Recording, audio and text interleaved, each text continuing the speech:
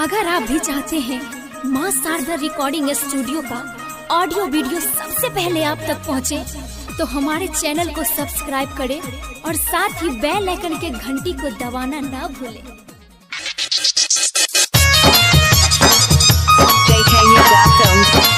अरे चल हटा टाटू करे छी बढ़िया गाना लगा। अरे रुक, अभी ये लोग प्रिंस प्रिया के नया गाना गर्मी वाला सुपर हिट धमाका अभी सुनावे छियो। सुन अरे ई त नया गाना छे, तनी पूरा सुनाई त पूरा। अरे ठीक छौ, अभी लगावे छियो। डीजे सुमित सतीश रेमा, सुमित सतीश रेमा।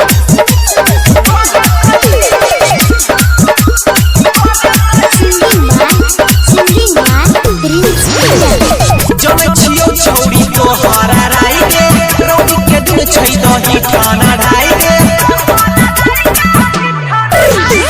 जमे छियो छौरी तो हरा राई के रोटी के दिन छै दही खाना ढाई के। रख भी जे खाली जोगार कर छौरी भेजे कोई जनसी जगे।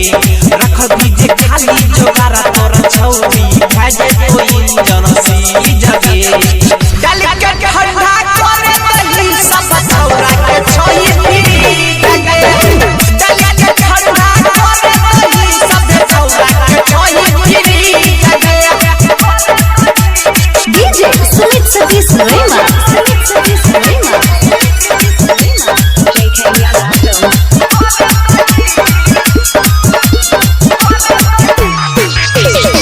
खोजै छियौ जब से सुनले छियौ तोरा बारे में।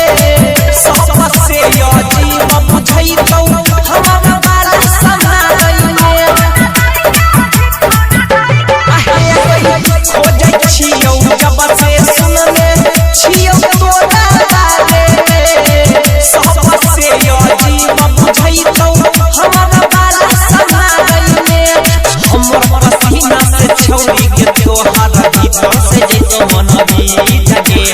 हमर पसीना से छौरी के तोहर भीतर से जैतो मन भी जगे। डाल के ठंडा करे दही सब छौरा के छोई जगे। डाल के ठंडा करे दही सब छौरा के छोई जगे। DJ Sumit Satish Rema, Sumit Satish Rema. Singing by Prince Priya.